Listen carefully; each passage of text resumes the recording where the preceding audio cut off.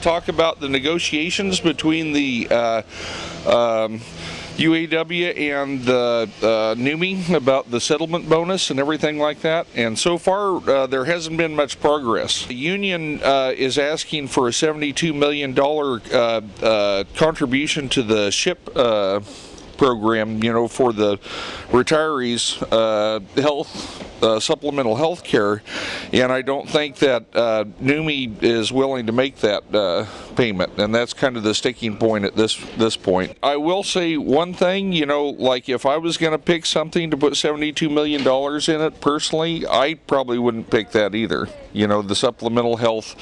Most of the people that are working at the plant won't even be eligible for it. It'll be, it's mainly for the UAW as a whole rather than for the local, For $72 million? Okay, this is news to me, and I'll tell you what, can I use profanity? That's a crock of shit. I pay them $62 a month. Over the 25 years, they've collected $72 million worth of dues from this membership. And they're going to get money that we're not going to get? That's a crock of shit. We're frustrated. We know that they're going on trips to Palm Springs, and just the week before the meeting there was a photo circulating around the plant with them laying on lawn chairs and drinking margaritas. Then there was also a rumor circulating that they were going to take a 1 to 3% cut of our severance. Who was? Local 2244. Well, the problem is the membership doesn't have a voice. The UAW is demanding, and we don't even know what they're demanding. And that's the real problem. And they're not letting us vote on whether or not we want to accept the package that NUMMI's given us. And they're blaming Toyota, and Toyota is not to blame. It's actually, it was GM that started this. GM is the one that backed out. When GM backed out, then we lost the partnership. And that was the problem. It was a partnership. As a matter of fact, they're still fighting and getting petitions and going out to dealerships and trying to save the plant. And what's been the response? They have close to 100,000 signatures, and they got a lot of support for in Detroit, different states, in St. Louis. Go to different car shows and try to get the information out. They're closing the plant. Well, the UAW and other unions had a picket of the Japanese consulate in Washington, D.C. What do you think of that? That was these guys. I don't know what the hell that is. Why blame Toyota?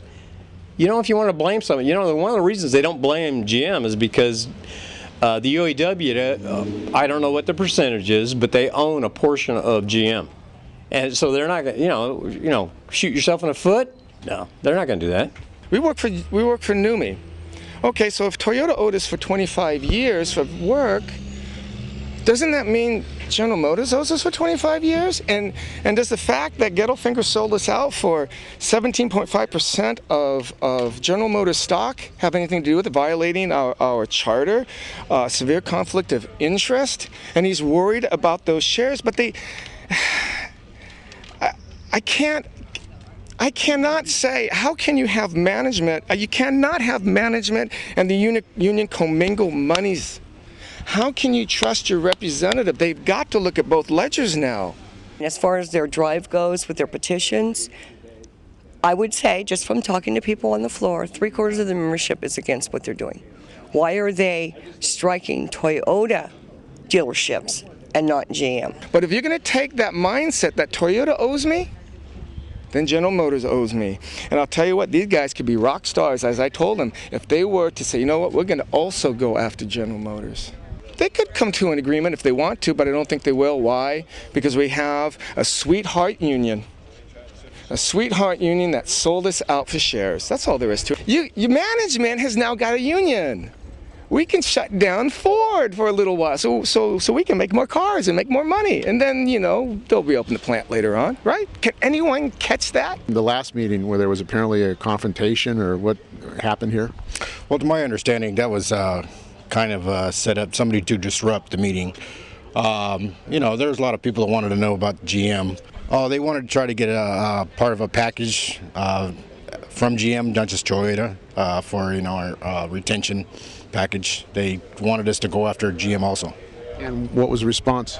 Well, it was we were trying to explain to the members that since they're in bankruptcy, we can't go after them. They shut me up because I wanted an apology from our chairman of the negotiating committee to apologize for his F words and tell somebody to shut the F up.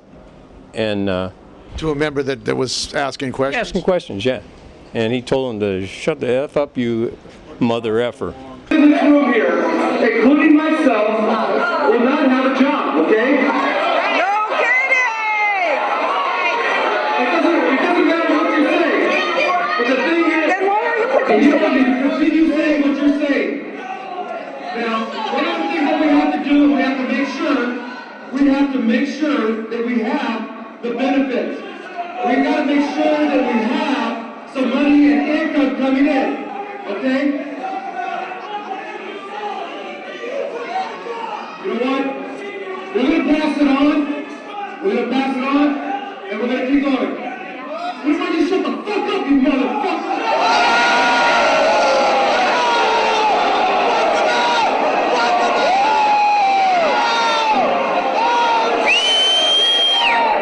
Yeah, one of our officials claimed that people like myself were agent provocateurs. He didn't use that word, but agent provocateurs of the company. Outsiders. Yes, we were there to disrupt. We were company plants.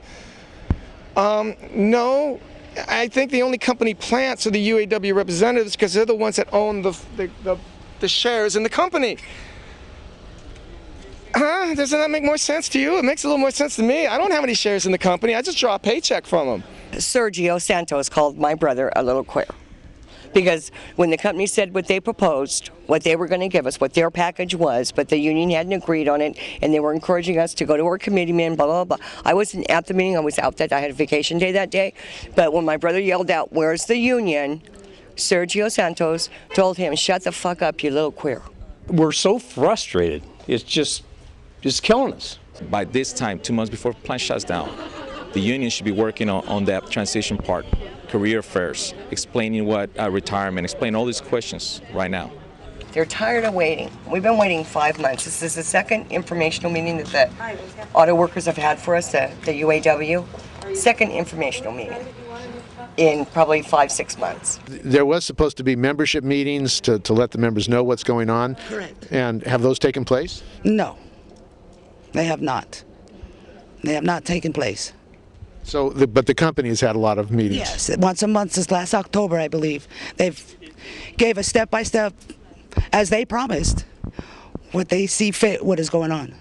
And last week, they changed the normal general membership meeting to an informational meeting so no motions could be made. So we could not stop them from continuing their drive. We could not make a motion that they put the offer on the table. The executive board meetings are the whole entire union, local union. It's out of control right now, violating the Constitution. How did they violate the Constitution? Well, one example is that we were supposed to have every month, the Constitution called for us to have a meeting on the third Wednesday of the month. And if we can't have a meeting, then we poll the board, meaning that they call us, each individual, and they ask us if we want to postpone the meeting. This didn't happen this month. Didn't happen last month. And because we didn't have a membership meeting last Sunday, we put that, that was an informational meeting that we had last Sunday. We were, per the Constitution, supposed to have a meeting this past Sunday, and we still didn't have it. And by the way, they are taking 3%. I believe it's going to be 3% of our retention package. They take a percentage of every bonus we get. And I believe that they are also, when that was brought up last week, they were said that's not the local, that's the international. You need to discuss it with them. Local guys are just, they're just taking orders from the international union. Their job, they were elected to represent this membership, but they no longer represent this membership, they represent the international union. We had a letter that was drafted and mailed out to the president of the international union, Ron Gittlefinger. 3,682 signatures were signed. This was mailed out to the president a week before we had the membership meeting, and no response from the international union. We were demanding answers.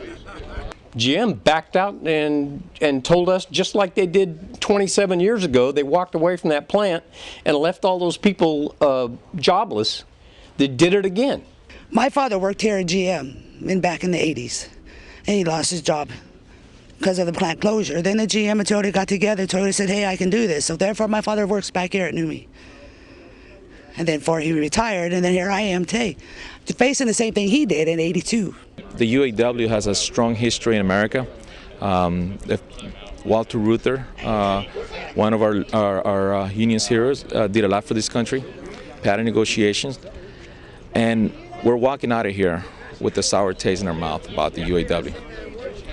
Not because of the organization, but because of the leadership. Unions in America are becoming more and more rare. And part of it is because the leaderships of unions. I wrote a letter in what I call it, that we have become a commodity. The product that in which they make money. So it's just a business, in other words. It's just a business.